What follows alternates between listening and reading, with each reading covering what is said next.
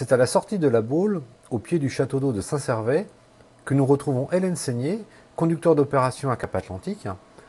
En effet, Cap Atlantique renforce et sécurise le réseau de distribution d'eau potable. Hélène nous parle de ses travaux, mais également de ce château d'eau bien visible au bord de la nationale 171.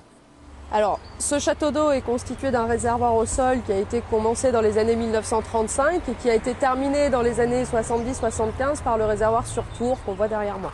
Alors, quelles sont les dimensions de ce château d'eau? Alors, vous avez 3 réservoirs au sol, vous en avez 2 de 1000 m3 chacun, un de 1500 m3, donc ça nous fait déjà 3500 m3 de stockage.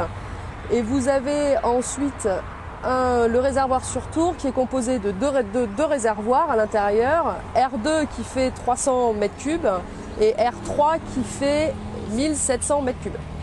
Alors un château d'eau, ça sert à fournir de l'eau aux habitants de la région, mais d'où provient cette eau qui est redistribuée?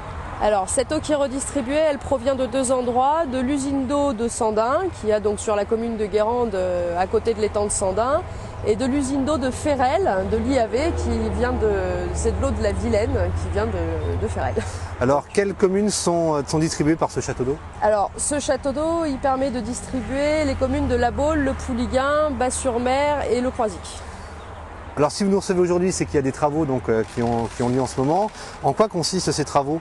Alors, ces travaux consistent en fait dans la fiabilisation du transfert de l'alimentation en eau potable des habitants des communes citées juste avant, où en fait on procède au doublement du réseau existant pour permettre en cas de casse une continuité d'alimentation en eau potable.